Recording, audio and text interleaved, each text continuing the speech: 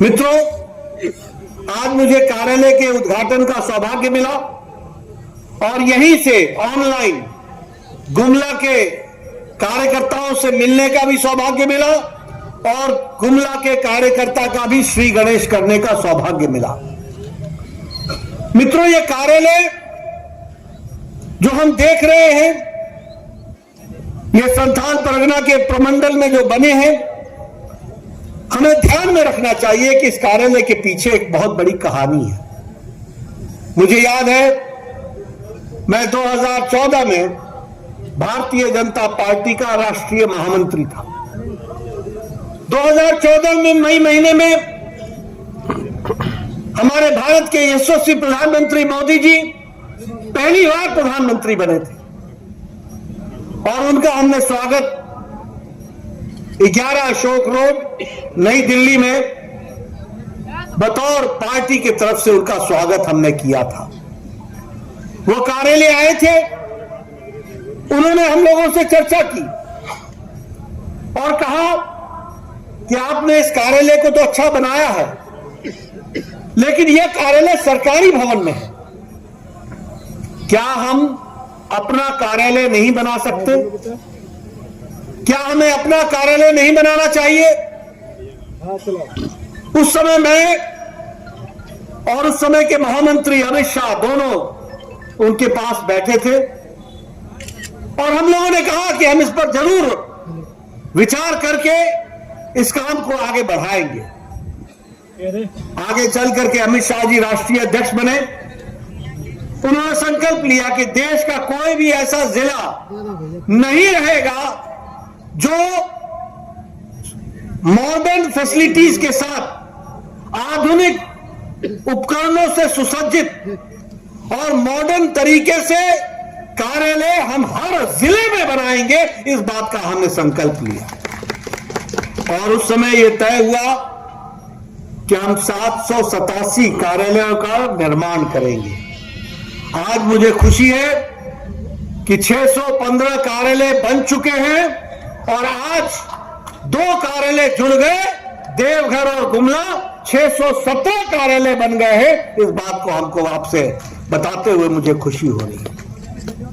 और ये कार्यालय नई परिस्थितियों को ध्यान में रखते हुए निर्माण किया गया। अगले 50 साल पार्टी को किस तरीके से चलना है, उसके लिए पार्टी की सुविधाएं कार्यकर्ता के माध्यम से क्या हो सकती है, उसका विचार किया गया है। Research centre, computer centre, media centre, social media centre, हमारे रिसर्च के माध्यम से किस तरीके से हम आम आदमी को सुखी रख सके, ताकतवर रख सके, उसका सशक्तिकरण कर सके, ये सब चीजों की जानकारियों के लिए यहां इस कार्यालय में व्यवस्था की गई है। और जैसा कि प्रधानमंत्री जी ने अभी अपने वक्तव्य में कहा, यह कार्यालय कोई ऑफिस नहीं है, यह कार्यालय संस्कार देने की जगह है, यह संस्कारों का माध्यम है और यह कार्यालय आम गरीब आदमी के जीवन स्तर को उठाने का माध्यम है, उसको आगे लाना है। इसको हमको ध्यान में रखना है और मुझे पूरा विश्वास है कि आप, ये ढांचा तो बन गया, लेकिन इसको जान फूंकने का काम हमारे ये सामने बैठे कार्यकर्ता करेंगे और इसका सदुपयोग करेंगे, यह हम जरूर कहना चाहते हैं। मैं जब विद्यार्थी परिषद का काम करता था तो मुझे समझाया जाता था कि 5 क होते हैं, यही 5 क किसी का को आगे बढ़ाते हैं। मैं पूछता था वो 5 क्या है? तो सबसे पहला कार्यकर्ता, जब कार्यकर्ता होगा तब जाकर के काम होगा। कार्यकर्ता को पार्टी के अंदर कार्यकारिणी होनी चाहिए, कार्यकारिणी के साथ साथ कार्यक्रम होना चाहिए, कार्यक्रम को होने के लिए कोष होना चाहिए और कोष के साथ साथ कार्य को रूप देने के लिए कार्यालय होना चाहिए, उसकी व्यवस्था होनी चाहिए। आज मुझे खुशी है कि हमारे पास आप जैसा योद्धा कार्यकर्ता है, हमारे पास कार्यकारिणी भी बनी हुई है, हमारे कोष भी है और इसके साथ साथ कार्यक्रम भी हैं, और आज आपको कार्यालय भी मिला। इसके लिए आपको बहुत बहुत बधाई, बहुत बहुत शुभकामनाएं। मित्रों, आप सब लोग राजनीति को लंबे समय से समझ रहे हैं। आप लोगों ने राजनीति को भी लंबे समय से देखा है।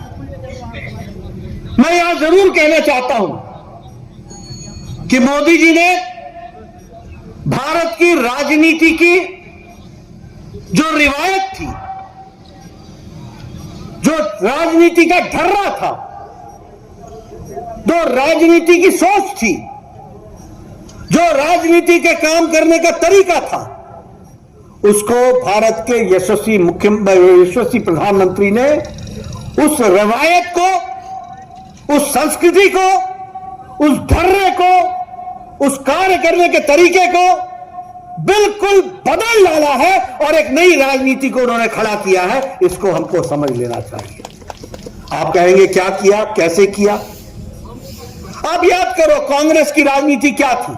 ठहरना नहीं। कांग्रेस की राजनीति थी समाज को बांटो, खंडित करो, वोट बैंक को अलग अलग तरीके से देखो और खंडित समाज में से सीमित वोट लेकर के सरकार चलाओ। ये तुष्टीकरण की राजनीति, ये जातिवाद की राजनीति, ये इलाकेवाद की राजनीति, ये भाई भतीजावाद की राजनीति, ये वंशवाद की राजनीति, ये सभी राजनीति कांग्रेस के समय जन्मी, पनपी और आगे बढ़ी।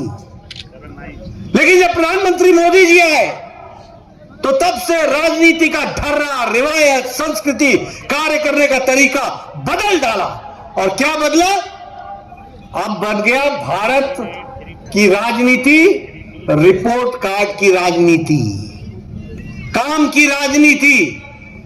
काम किया है, काम करेंगे, काम के आधार पर जनता का साथ लेंगे और उनका विकास करेंगे। विकास की राजनीति, responsible government, responsive government, proactive government, accountable government, उत्तरदायी सरकार, जवाबदेह सरकार, रिपोर्ट कार्ड की सरकार, जनता के प्रति अपनी जवाबदेही तय करना, यह मोदी जी ने आज कार्यकर्ता को ही नहीं, राजनीति को ही नहीं, जनता को भी समझा दिया है कि अब जवाबदेही की राजनीति होगी, रिपोर्ट कार्ड की राजनीति होगी, विकास की राजनीति होगी, सबका साथ, सबका विकास, सबका विश्वास और सबका प्रयास की राजनीति होगी।